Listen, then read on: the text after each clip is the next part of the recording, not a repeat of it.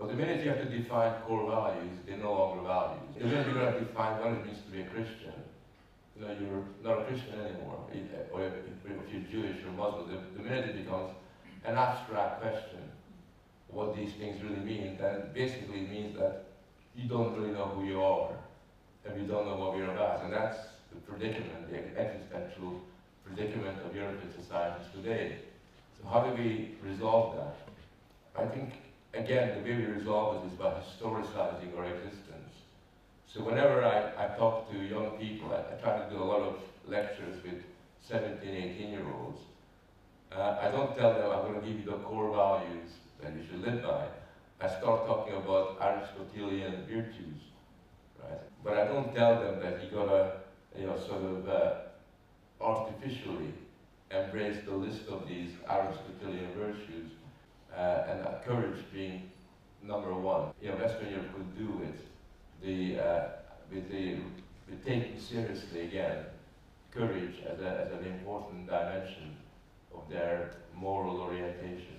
I was recently speaking to a very highly placed politician in the Flemish government. I will not say the name.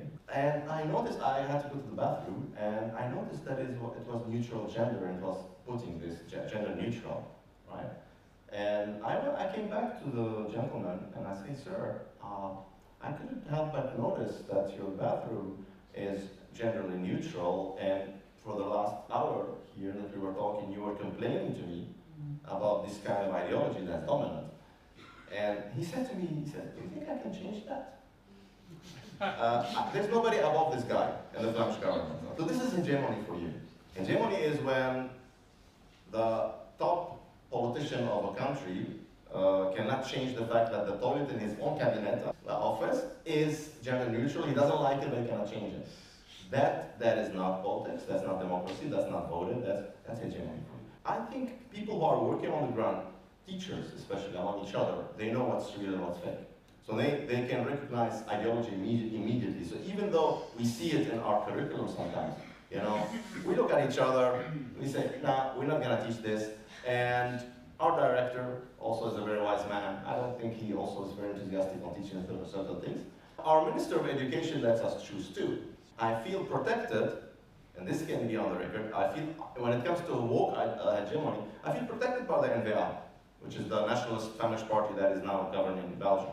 And okay, I don't think I will ever vote on that NVA for other reasons.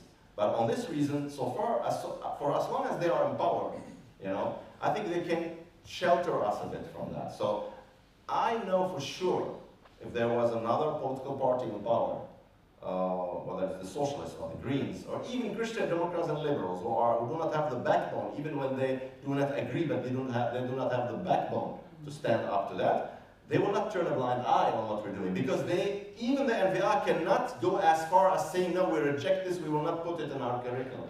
Nowadays I can do that because the political level in Flanders kind of turns a blind eye, but they cannot. This is very important. That's the maximum they can do, turn a blind eye.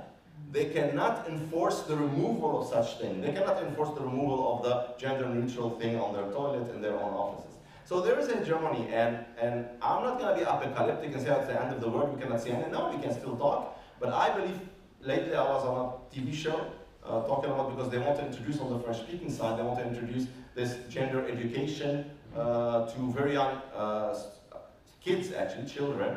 And they are actually introducing, I checked the guide that they want to use as a platform or as a paradigm to you, and it's gender ideology in its maximalist form. You know, teaching kids that maybe you're born in 5 years old. They want to stop. They did not get that this time, but they're planning to get it. You know, they got from the 11 years old now. Okay, they can teach to 11 years old already that maybe you're born in a girl's body, but maybe you are not a girl. I was on TV, and I said to the journalist, it was funny, I went to the Flemish and the French-speaking TV in 2-3 days, and the difference on the hegemony level, on the Flemish TV, the journalist, when I said, no one is born in the wrong body, that is nonsense, that is non-scientific, it's impossible scientifically. I cannot teach this to my students because I am obliged to teach them science. So you cannot ask me to teach them that the earth is round. and not flat. You cannot expect me to teach them about biology and about evolution, and then when it comes to gender, you expect me to tell them that you may be born in your own body. This is pseudoscientific, nonsensical. And then the journalist was saying, I said, no, this is, he said, oh, you are on thin ice now. So, okay? And mind you, I know the guy, the journalist, and I know he agrees with me. But he has to pose and to say, you are on thin ice. Now, 2 days later, I was on French-speaking television on the same issue, and the journalist practically did not let me speak. All I said is, the notion is contested. Okay, I said, the notion is, I started like that. I said, the notion is contested. He said, no, it's not contested. It is factual. I said, it is contested scientifically, medically, and all levels. Gender dysphoria is a condition. And I used a term that might be provocative.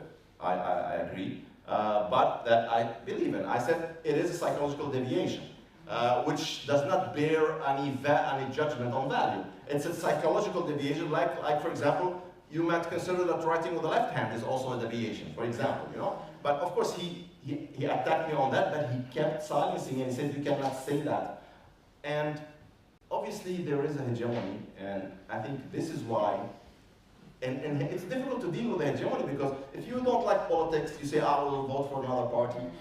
If all parties undergo the hegemony and nobody dares to contest it, then you wonder where is it coming from. That is why I believe the only way to counter, let's say, a certain narrative or a certain hegemony is by redefining clearly national values. Hegemony is not a fixed phenomenon, which is where the idea of courage that I mentioned is really quite important, because if that minister had balls, you know, sort of had a bit of, you know, what we call balls in the English language, or what Aristotle calls courage, then he could use his power to challenge that. And it only takes a few politicians, a few leading figures, to set an example and to basically say that the emperor has got no clothes, to begin to create a new dynamic. But the trouble is, if you have politicians who hide behind, you know, their position and self-censor, then of course nothing would change. And to me,